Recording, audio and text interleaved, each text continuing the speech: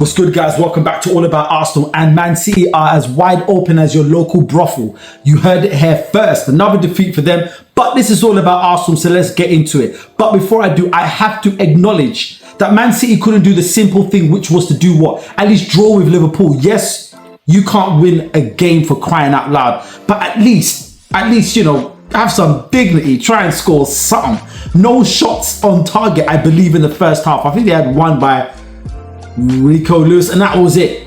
But this was just a utterly poor performance. And try and help out the Gooners. I mean, try and help us out, and you couldn't do that. But you know what? They are playing like a championship side. Let me know what you think in the comments. But back to this video. Arsenal emphatic victory 5-2.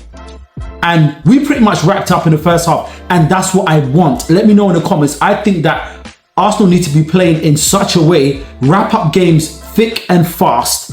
And then in the second half, 65th minute, you can rest players. Then you can bring on other players. You know, we can bring on the Wanieris, the Sterlings, the Kiviors, even though after when he comes on, I get a few heart palpitations because he ain't the best at the moment. But you know what I'm talking about. Arsenal wiped away West Ham and everybody was saying, oh, you know, I was having a couple of people on AFTV saying, I predict 2-1-3, and I'm like, yo, like, are you guys got no ratings for your team? I'm not saying that do not respect the opposition, but Arsenal just beat Sporting 5-1.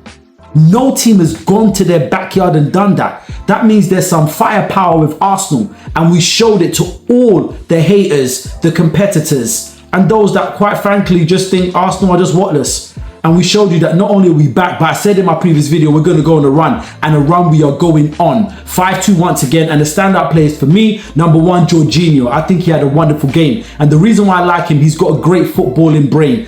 He's not the quickest, he doesn't have legs on him, but he's able to position himself very well and make crucial interceptions because he reads the game very well. Even at his age of, how old is he? All I know that this guy's an uncle. He's about 32, 33, but look at what he's doing. And even if we didn't have Partey because he had a muscular issue, hope he's back for the Man United match. Jorginho held it down. He played very, very well. Standout player. Timber as well. Excellent. Timber did very well. I think it was an all-round good performance. Saliba, graceful. The swan that is. Gabriel. Gabriel is on point. A lot of people are not giving him his props. A lot of people talk about Van Dijk, but Gabriel, I mean, his goal-scoring ability and the way he was able to marshal order around the teammates when he scored that header is like, guys, we're doing the second play or third play, whatever it is. And the way he got in and was able to score. And one thing I love about Gabriel is the shimmies. He just does it. And he's too quick. And once you lose him, that's it. And it's hard for defenders because they're trying to keep an eye on him. And they're also looking for the in-swinging cross that's coming. So it's difficult. So once again, Gabriel, great performance. I feel that there was one point at the start of the season or just before the end that every time there was a set piece, you just had this feeling that Arsenal going to score it. And it's like, again. Jovia, our set piece coach, listen. He has to get a pay rise. Let me know. Let's start a petition. This guy needs a pay rise because he's doing his job. I don't know what other, set piece coaches are doing, but this guy's on point. Also doing very well. Odegaard, masterclass. The second goal, which was a mix-up. It was a concoction of Odegaard, Saka, and Trossard. And the thing I love about Arsenal now, they're getting players in the box. Havertz was there, just missed it, but Trossard was there. And that's what I like now. And I said it before, Odegaard was back. Saka whipping balls and no one was there. Now they're getting in the box in goal-scoring opportunities and it's making such a difference. If you love how Arsenal are playing and you want it to continue, let me know in the comments how we should go about doing this to make sure that we can get ourselves back in the Premier League race. Let's go into that. Can Arsenal really actually get to it? Yes, they can. There's 25 games left. I know some people are saying, but we expected Man City to actually do something at Liverpool and they didn't. Let's not worry about them. Let's focus on ourselves. We have to go on a run, and I believe we're going to go on a run. We've got Manchester United next. I think we're going to clear them out. I think we'll beat them at the Emirates.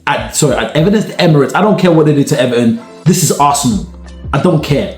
When teams, and everybody was talking about Sporting. Oh, look what Sporting did to Man City. Listen, Man City can get beaten by any team right now. But this is Arsenal. Arsenal will win that game at Man United at the Emirates, and we have to. Now, let me focus on Saka. I said that Odegaard was amazing, but Bukayo Saka, do you know now in this game, he scored 1 goal, his penalty, and 2 assists. and you have to rate him because he never shies away from penalties. The first one he wanted to take, but I think Odegaard wanted to get a goal in, get his name on the sheet, and he did, and he scored it. They both went for the bottom right-hand corner. They both tucked it away and they scored. But Saka now, I'm looking at his stats. Saka at this moment in time, he now has about, let me look at this properly. He's got crazy stats at the moment. He now has about 15 goal contributions in 13 games. 15 goal contributions in 13 games. And I think that is just absolutely amazing. And I don't know, a lot of players that are doing what Saka is doing right now. And the fact of the matter is, a lot of people are not giving him the props for what he does. A lot of people try to compare him to other players. And I just think people just try and just find every reason not to give him the respect that he deserves. But this guy's on point. I was actually doing some comparisons against Rodrigo, and he clears out Rodrigo. If you look in the previous season, in the 23-24 season, Rodrigo had 51 appearances in the Liga, Champions League, Copa del Rey, everything. And he had about 26 goal contributions, 17 goals and 9 assists. Let's go to our star boy Saka. Saka, he had 47 appearances, 20 goals and 14 assists. Better goal contributions than Rodrigo. And these are the things that people don't say, but because Rodrigo's in a team that's won the Champions League, they won the Champions League, they win titles, they win things, people just overlook Saka. Saka is so on point, I don't think you understand. And one of the greatest things about Saka, which people don't give him enough ratings for, consistency. He's one of the most consistent right wingers in the world at the moment. If he's got 18 goal contributions in 13 matches, that means that's about, I don't know the math off head, but he's doing more than what's expected. You would expect a player of his caliber to be making at least a goal and assist in every match. He's doing that even more, and that's just the Premier League. I didn't even mention cup games and Champions Leagues. That is how good Bukayo Saka is doing, and a lot of people are not giving him the ratings for what he deserves as well. Only person that you can really say that's probably, well, he's a masterclass, and that's Salah. We saw what he did tonight to Liverpool. To Man City, and he's pure class. Can't even lie about that. At this moment in time, his stats are amazing. He's got 18 goal contributions in 13 appearances. Saka, he's got 15 in 12 appearances. One less game, 15 in 12. God knows what he could have done if it was in that other game. But Mo Salah, Arsenal fan, he's electrifying. He's an amazing player. But he's 32 years old. Look what Saka is doing at the age of 23. And the reason why I'm saying is that Mo Salah is in his prime. He's in his prime, and he's having the season of his life at the moment. And for Liverpool to advance, they need this guy fit, because we know what happened when he went to the AFCON, he came back injured. Things actually drastically changed for Liverpool. But people are sleeping on Saka. Saka is on point. I'm telling you. Now, one of the things I was actually looking at, Saka, if you compare Saka, what Saka's doing now, at what Salah was doing when he was the same age as Saka, you can't compare. Mo Salah was playing for Chelsea at the time, and this would have been the 2015-2016 season. 2014-2015 season, he only appeared about 10 times for Chelsea. And we're not saying it's any fault of his own, because we know he went to Liverpool. First season at Liverpool, he killed it. He scored about 32. He had about a combination of 32 goals and assists. He did spankingly well. But my point is that what Bukayo Saka is doing now, Mo Salah wasn't doing at his age. We might say that because he didn't have the opportunity, or fair dues. So you could just imagine if Saka continues with his consistency, you know that guy is going to go very, very far. Now, we've got Manchester United. I expect us to wipe the floor with them. I do. And I don't care if they won 4-0. You cannot bring that gas to the Emirates. Since we've got our talisman back, which is Odegaard, things have been happening. And it's going to be a very, very pressurized game for Man United. I don't really care about Amorim and what he did at Sporting. This is Arsenal, and it's going to be a completely different game. I do think Arsenal are going to win that game.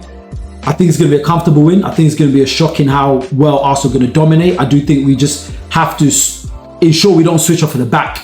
Against West Ham, we switched off temporarily. The second goal was a free kick, brilliant. It was 4-0, I blinked and it was 4-2. So things can happen, but I do expect Arsenal will win it. We need to go on a run to ensure that we can keep up with Liverpool.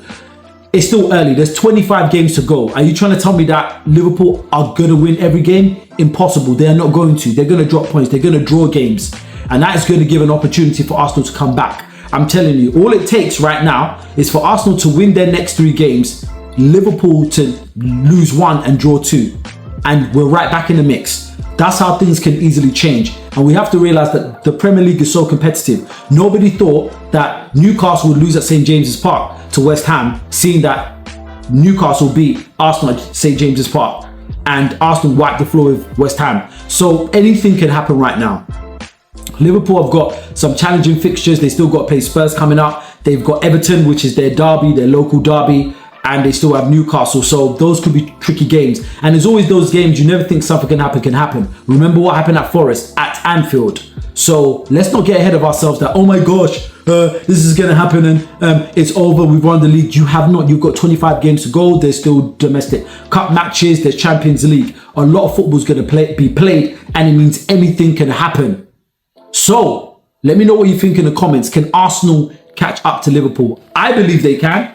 I believe all things are possible. We are playing sexy football. So it is very well possible. But let me know what you think in the comments, and I'll check you guys in the next video. Peace.